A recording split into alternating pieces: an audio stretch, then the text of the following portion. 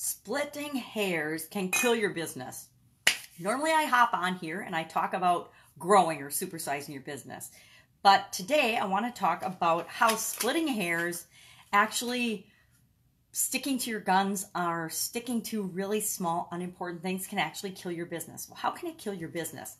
I've actually been involved in a lot of different industries and a lot of different businesses. And even me in the past, I would be really tied into and really, I thought it was really important for my ego and for my career and for my level of success to stick to my guns, to stick to my values, to stick to what I believed was right.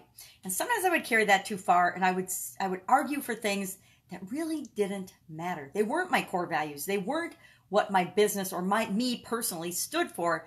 They were little things. And I remember being in some department head meetings and thinking about, I would have this position on something and other people would have another position, and we'd be disagreeing about it. And then I would take a deep breath and I'm like, does this really matter? And if it didn't, I'd be like, yeah, go ahead. Doesn't matter. Doesn't matter how we get a result necessarily. It's the result that matters. This is really important in our relationships. Sorry about that. Business is all about relationships, right? I think about my marriage, and my ex-husband and I would split hairs about a lot of stuff. And my favorite arguments were the ones where I would realize in the midst of the discussion that we were actually on the same side. We were arguing for the same thing, but because we would describe it differently, we'd actually be arguing about it.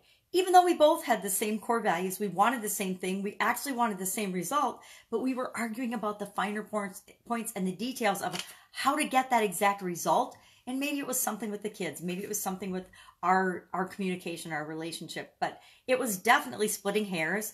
And that I'm divorced, so that relationship obviously didn't work out. The same thing will happen in your business if you're not careful and if you're not paying attention.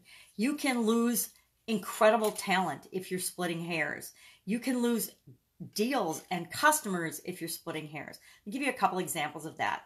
In the real estate industry, my ex-husband and I had a business where we negotiated short sales, and the loss mitigators would have, and part of it was because they didn't have the authority, which is something you can learn from here, or the ability to negotiate. They didn't have the power to make decisions on their own. So they would actually have to say no to deals where they would, for like $100 would be the difference. They would have to say no because of their company guidelines, and they would lose the entire deal that would be worth hundreds of thousands of dollars, definitely thousands and tens of thousands of dollars, but sometimes hundreds of thousands of dollars to their organization, or even millions of dollars in a couple of instances, because they were splitting hairs. It would be over $100 repair, and they would say no, and they would let the whole deal fall through and not close because of a $100 thing. So would you lose a $100,000 over a $100 thing? It happens every day. Would you lose a good, amazing candidate over one day of vacation? They were negotiating and they wanted one more day of vacation, even one more week of vacation.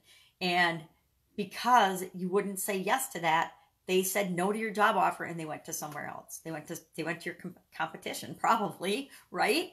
Have you ever lost a customer over something that they wanted that a competitor was doing, and they ended up going to the competitor?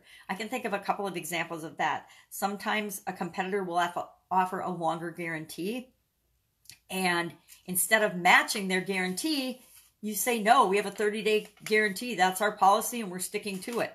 Now, the competition had a 60-day guarantee, and if we'd honored that guarantee for the customer, we weren't going to do it for everybody, but if we'd done it for that one customer, we would have, number one, delighted that customer, made them happy. And what is the probability of the product or service that we were selling failing in that 30-day period, between 30 days and 60 days? Because we already had a 30-day guarantee. So it wasn't, what is the chance of that failing? Oh my God. I mean, upper management was all like, oh, it might fail in 60 days. Well, then we shouldn't be selling it. We shouldn't be offering that product or service if we know it might fail in less than 2 months. That's ridiculous.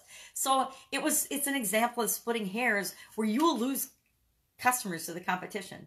It's not always about meeting the competitor's price, but it is about exceeding their value and the whole value proposition. That's why it's so important to create offers for people, not just sell products or services.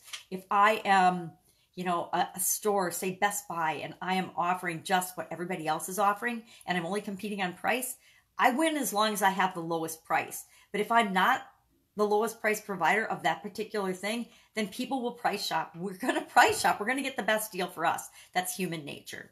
So are you splitting hairs in your company? Are you splitting hairs in your life? Are you splitting hairs in your relationship?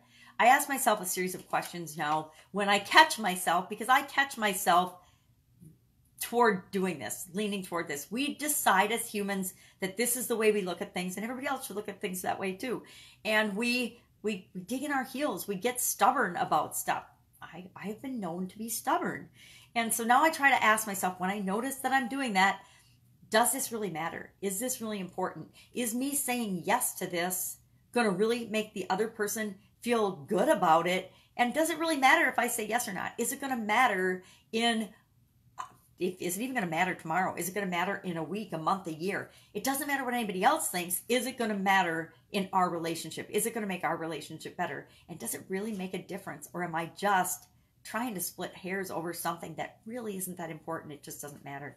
I negotiated. Once I've discovered this and learned this, I learned to be a really good negotiator. And in corporate America, I negotiated really incredible job deals and job offers for myself because I knew what was important to me. And I asked for it. And a lot of times, if you just ask for what you want, you get it.